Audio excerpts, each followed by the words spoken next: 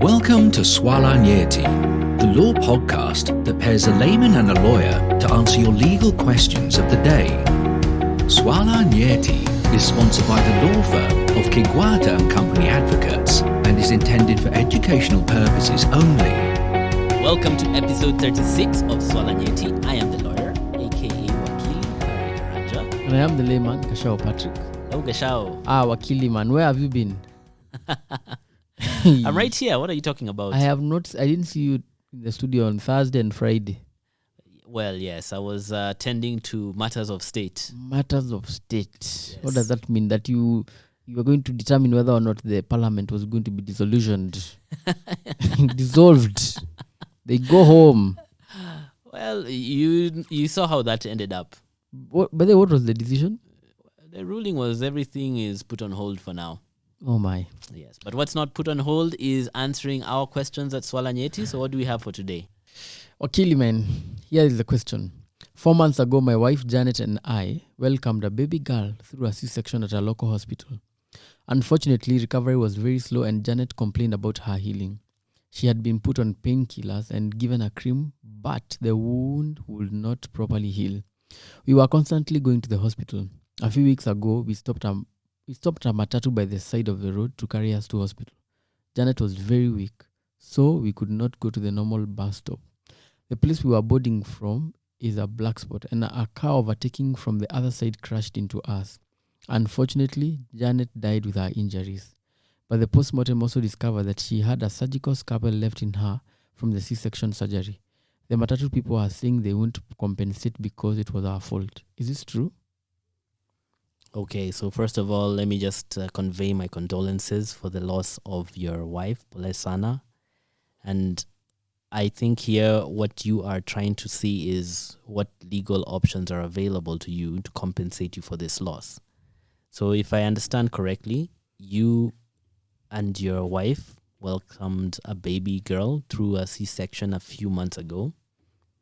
But unfortunately, your wife was not healing well. And in the process of taking her to the hospital, you encountered or you were involved in an accident, a fatal accident where she lost her life. And when you tried to seek compensation from the matatu owner, they said that you were at fault. But you've also said that during the post-mortem, a surgical scalpel was discovered inside of her. I think that's about it. Wakili, I don't understand what they say what they mean by saying he was responsible. They stopped. First of all, themselves stopped. Then I am sure 100% it's a lawyer somewhere telling them that they shouldn't pay compensation to this couple. I mean, okay. You know how lawyers are, Wakili.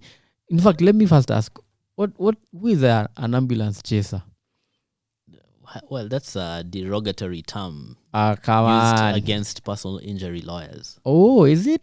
Yes. It reminds me, I come from Nyeri. Yeah. I come from Central Province, and when our matatus come to River Road at tea room, Yes. the famous tea room, there are people who come to the back of the matatu. Yeah. They pin their heads on the window, the back window, and they peep to see if we have come with sacks. As we come with sacks of potatoes, tomatoes, all those things. Yeah. And then they see if you have them, they can carry for you. Yeah. With their mkokoteni. Sometimes I imagine that's how ambulance chaser lawyers are. They just peep into the ambulance. They pin their walls on the window and peep inside, and they ask the driver, "Hey, you have a patient. I want to chase for them." I mean, okay. So I think let's not even call them that. Personal injury lawyers serve an important function, and they provide clients with legal options where they might not have had any. But in this case, we have not even been told that there are any lawyers. I think You are killing. if we have If there's a dispute, there's a lawyer. so it seems the matatu or whoever who would have compensated on behalf of the matatu is unwilling to do so because they are claiming fault against this husband and his late wife. But I mean, apart from that matatu, it seems to me that there could be another party who is also liable in this situation. Now Akili wants to go to the howevers. You want to add somebody to the case. I think here she mentions that, or rather he mentions that during the post-mortem they found a surgical scalpel. Oh, yeah, they do. They mention. And you see, this raises the question, could she have been suffering all these injuries because of that surgical scalpel which was left in her? Oh. So in my opinion, there might be a broader set of defendants than just the matatu in this case. Plot twist. So who is liable? So let's first of all revisit what constitutes a civil wrong, especially one which is based on negligence. And if you recall, we said there are 4 things. We said that 1, there must have been a duty of care owed by one person to another. Yes. That duty of care had to have been breached. Yes. The person suffered injury, and the injury they suffered was a proximate result of the breach of that duty of care. Oh, yeah. I remember that when we did the case for the girl who was abusing the boda guy. Yes. Her boyfriend. Boyfriend's mother. Yes. Okay, anyway. So in this case, I think before we even, I would like to just explore a bit more about that issue of the scalpel before we start looking at whether or not the matatu owners can be apportioned blame, or whether it is them, Janet, and Janet's husband who would be apportioned blame. So if we were to look at this would be, if we were to look at the surgical scalpel issue, yes, it looks like a possible case of medical malpractice. You know, Akili talks to me as though I went to law school. Akili, what is medical malpractice? So as the name suggests, this is where a civil wrong is committed by a medical personnel that results in some injury to the patient. A civil wrong, okay. Yes, a civil wrong. It's a civil wrong because it happens because of the negligence or recklessness of the medical personnel. Okay. And when it comes to medical malpractice, yes, the requirements are almost similar to those of negligence, with a few exceptions, or rather with a few differences. Howevers. Yes, some howevers.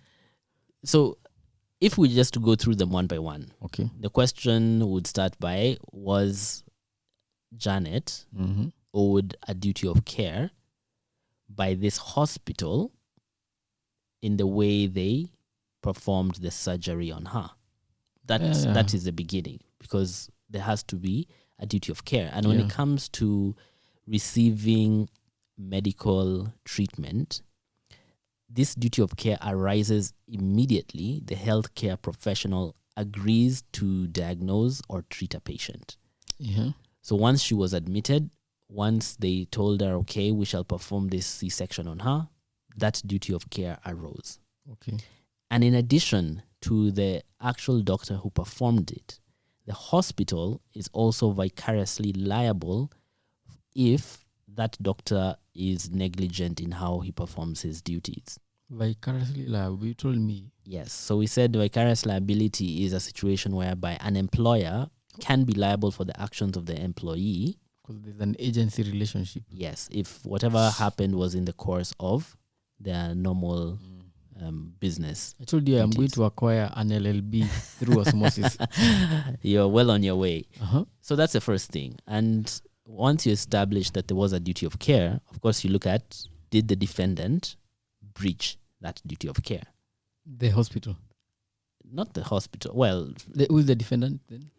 The defendant is both the doctor who performed the surgery and who left the scalpel. Yes. And the hospital who employs this doctor. Correct. I follow. Okay. So the question of whether or not they breached that duty of care is the however.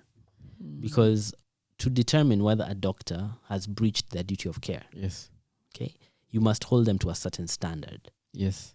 And that standard can't be you, the lay person. Yes. Okay. Or it's not like what you are. This a law you told me the lay person.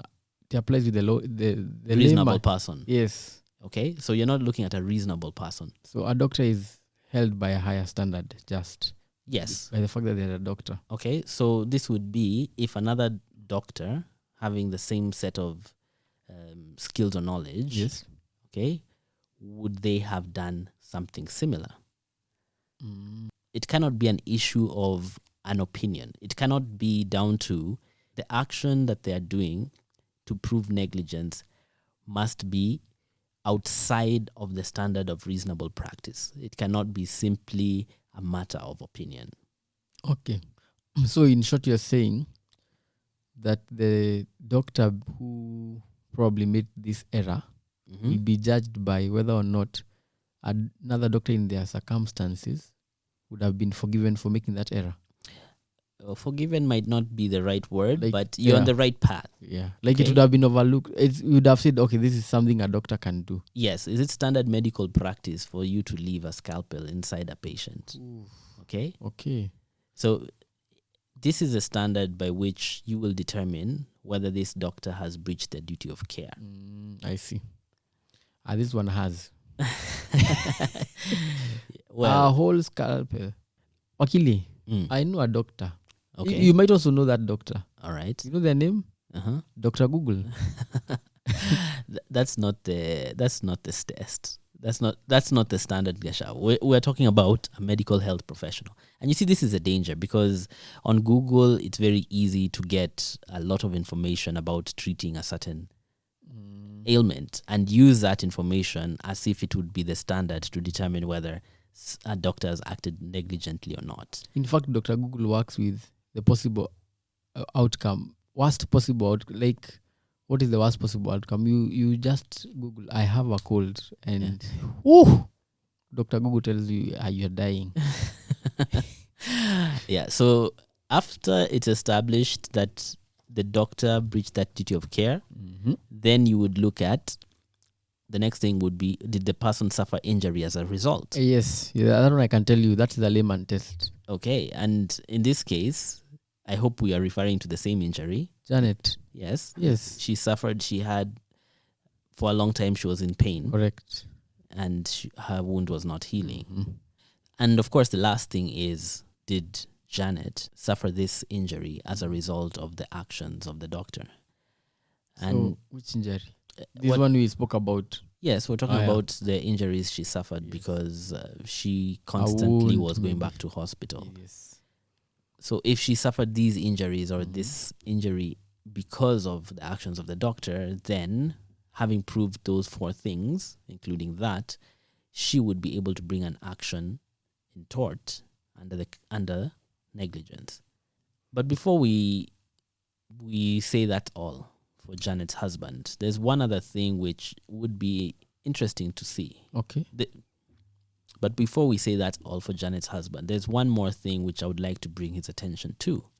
However. This is not a however. Oh. This is an addition. Addition? Yes. This a is rare an addition. one. A rare addition. Yes. And there is a concept in law called the but-for principle. Okay? Okay. In Latin, it's... bring the Latin. sine qua non. I know sine qua non, Wakili. Sine qua non means without which or no. Let me give you an example. Yes. An example of sine qua non in a sentence is a healthy mother is a sine qua non for a healthy society or home. So without the healthy mother, we cannot have the healthy home. Very well. How is my Latin, Wakili? It is improving day by day. Thank you very much. So the question is, if this lady did not have a scalpel